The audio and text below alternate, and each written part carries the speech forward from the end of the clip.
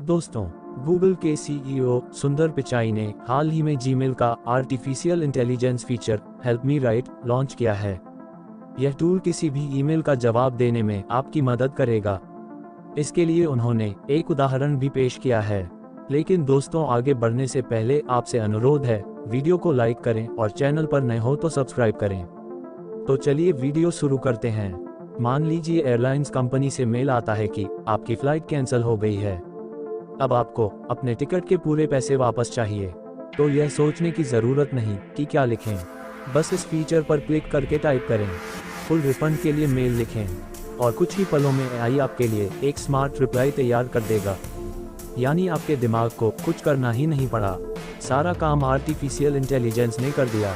ठीक वैसे ही जैसे ओपन एआई कंपनी का चैटबॉट चैट जीपीटी करता है। किसी भी विषय की जानकारी के लिए बस एक लाइन लिखिए और ये टूल अलग अलग वेबसाइट से सामग्री जुटाकर उन्हें तुरंत एक विस्तृत आर्टिकल के रूप में आपके सामने पेश कर देगा। पहले हम खुद इंटरनेट पर आर्टिकल्स खोजकर उनमें से ज़रूरी बातें निकालते थे। उससे भी पहले की बात करें तो लाइब्रेरी जाते थे, वहाँ किताबें ढूंढकर उनमें से अपने मतलब की चीज़ें छांटते थे। अब तो अनुवाद करने में भी दिमाग नहीं लगाना पड़ता, यह काम भी एआई तुरंत कर देता है। एआई का अगला फोकस भाषाओं पर ही है। भविष्य में दूसरी भाषाएं सीखने की ज़रूरत ही नहीं होगी। सामने वाला अपनी भाषा में बोलेगा, आप उसे अपनी भाषा में सुन पाएंगे।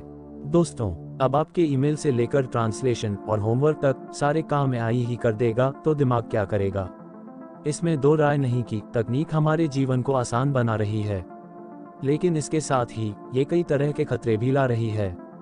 पुरानी कहावत है, खाली दिमाग शैतान का घर। आने वाले समय में जब दिमाग के लिए करने को कुछ होगा ही नहीं, तो क्या इंसान शैतान बन जाएगा?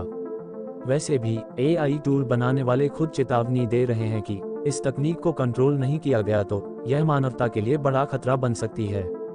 इंटरनेट और मोबाइल फोन आने के बाद से ही दिमाग का इस्तेमाल धीरे धीरे कम होने लगा था। लैंडलाइन फ़ोन का दौर याद है, जब हमें सबके फ़ोन नंबर याद रहते थे। घर, दफ्तर, दोस्त, रिश्तेदार, किसी को भी फ़ोन मिलाने के लिए डायरी देखने की ज़रूरत नहीं पड़ती थी। 90 के दशक तक खुद मुझे भी कम से कम 25 से 30 लोगों के नंबर याद थे। लेकिन मोबाइल फ़ोन आने के बाद नंबर याद करने की ज़रूरत ही खत्म हो गई। अब हाल यह है कि लोगों को अपने घर में ही एक दूसरे का नंबर पता नहीं होता है, सब फ़ोन में खोजते हैं।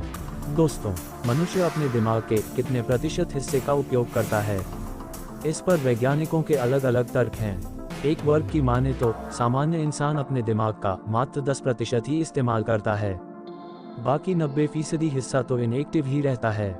सोचिए, अगर इस 10% का इस्तेमाल भी बंद कर देंगे तो क्या होगा?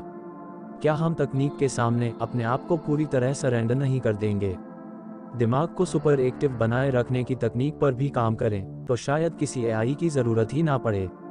हॉलीवुड की फिल्मों लिमिटलेस और लूसी में यही बताया गया है कि दिमाग का 100% हिस्सा एक्टिवेट होने पर कैसी अलौकिक शक्तियां प्राप्त हो जाती हैं।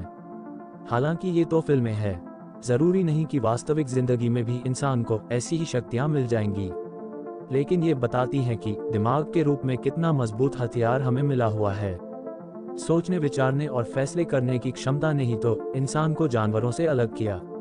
अंदर की जिज्ञासाओं की वजह से ही इंसान ने नई नई खोज कर इतनी तरक्की की है। कल्पनाशीलता की इस उड़ान पर तकनीक हावी हो गई तो क्या होगा? वीडियो अंत तक देखने के लिए धन्यवाद।